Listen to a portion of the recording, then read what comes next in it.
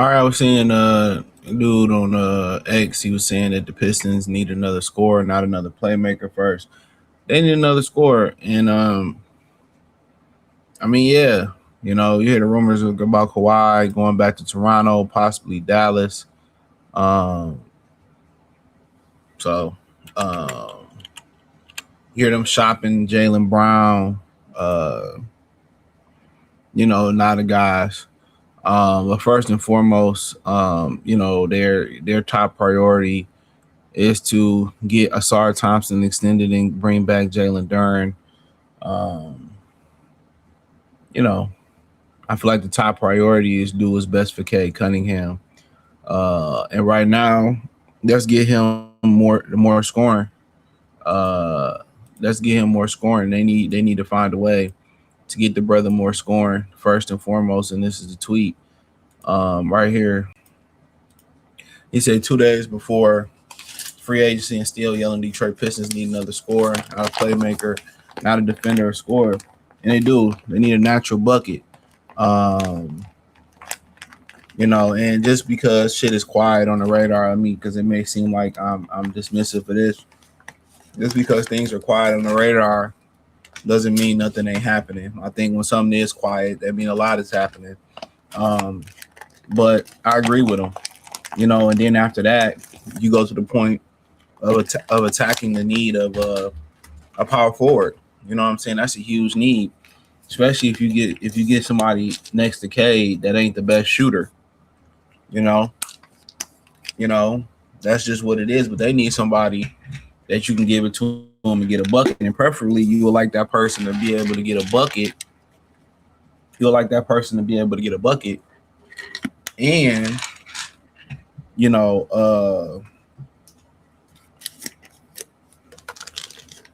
and defend.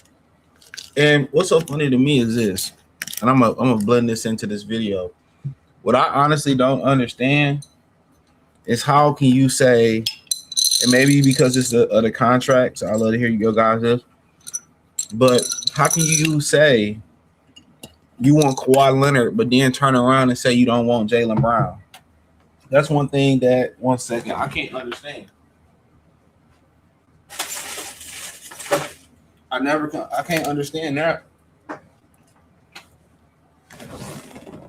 How can you sit here and say, well, we want Kawhi Leonard, which at any given time, he can feel like not playing or something can happen. But at the same time, we don't want Jalen Brown. But I'll address that towards the end of the video, right? But that is the priority. I honestly, do I matter if he's 6'2" or 6'7"? It don't matter. I think to a lot of people, this height thing matter. It don't. If you want the tall dudes in the NBA, who don't rebound, who can't defend, and it's a bunch of guys who, are 6'2", 6'3", 6 foot, and they defend and rebound better than the taller guards or guys in general.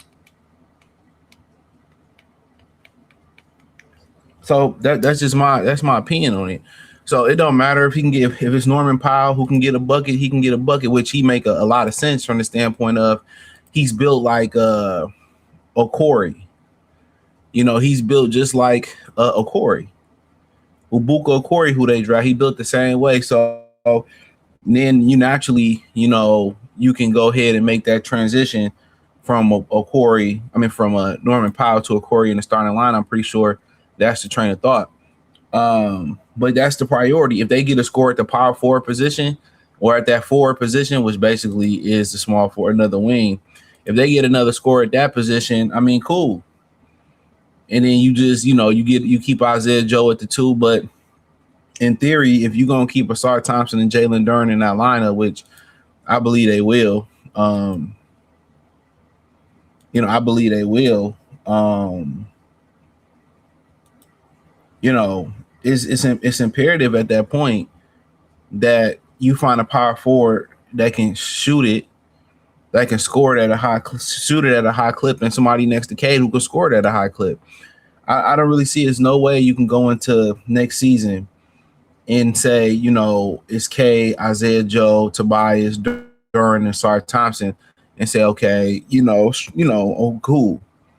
Running back with Levert, Ron Hollins, you get rid of Isaiah Stewart. Most people gonna see that as a downgrade. Most people gonna see that as a downgrade. So you can't go into next season like that. And let's say they make a minor or two trade. Now next season they gotta, regardless, the expectation is the floor is Norman Powell. At one point, it was Kobe White. The floor is Norman Powell. That's as simple as that. It can't be. You can't basically just say we get Norman Powell and we give up Isaiah Stewart for Norman Powell and Isaiah Joe. Now, Norman Powell is the floor, which is still controversial amongst fans. It got to be Norman Powell and MPJ, Norman Powell, Trey Murphy, Norman Powell, Lauri Markkanen. I think Norman Powell, Bobby Portis, maybe you can get away with.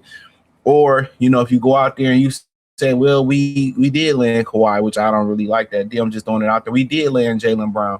We did. No, that's understandable, But, the whole getting to the thing about they want, Jalen Duren, they want Kawhi, but not, Jaylen Brown. I really never really understood that.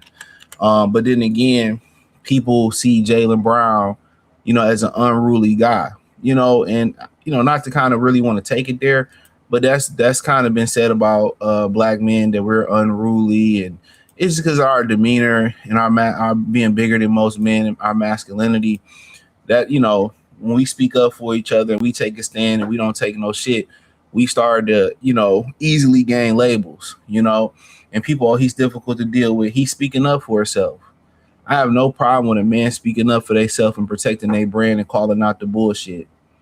And that's why a lot of brothers, go the route of, entrepreneurship, and they don't be at the workplace because, if you don't say nothing and you keep to yourself, you consider, a problem, weird, an issue. But then if you turn around and you speak up, you seen as unruly, a problem, difficult to deal with. And even if it's with the best intention. So, when you go that route of Jaylen Brown going, at least he secured the bag. Ask Chris Hodges and Chris Mills. I can't pronounce his Muslim names or his Islam name. But Kawhi had some phenomenal numbers last year. 28, 6 over 6 rebounds, 6.4, 3.6 assists, 50% shoot, 38.7% from the 3-point line. Career-wise, I didn't know he shot that well from three career-wise. He's 39% from the three career-wise. He played 65 games last year. A couple seasons before that, 68 games. If you're talking about being award eligible, if it was a thing throughout his career, he would only done it 1, 2, 3, 4, 5 times throughout 1, 2, 3, 4, 5, 6, 7, 8, 9, 10, 11, 12, 13, 14. Well, 15 seasons he missed the year, but let's just say 14 are the ones he played. So, it is what it is. You see why they would want him. Maybe they feel like, the injuries is fixed, and then you go over here, maybe this is the big number that they're looking at, 35% from the three. Okay, really good, solid free throw shooter at 79.5%. But 28 points, you're going to get 6.9 rebounds, 5.1 assists when he had to put his team on the back last year.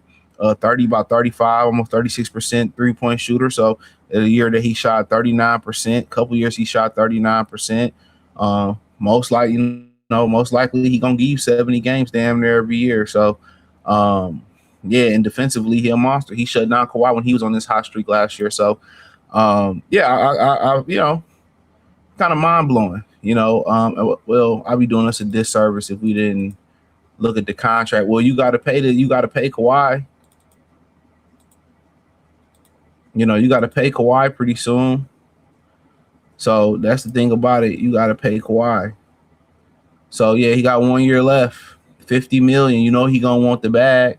So you're realistically gonna be paying Kawhi, Jaylen Brown money. You know what I'm saying? That's what you're gonna be doing, playing Kawhi, Jaylen Brown money. Maybe you can get him for 3 years. You know what I'm saying? And I guess that'd be the same, kind of the same, almost two. You got two left on his deal, 57, 60, 64. You know, no player option. So you got Jaylen Brown for 3 more years. There's more security there, but maybe the shooting is what tip the scale. Let me know what you girls and guys think. Thumbs up the video, share the video, subscribe to the channel. Appreciate the love, support. Find me on X, Facebook, Kick, Twitch. It's the links in the description where it say find me everywhere. Peace.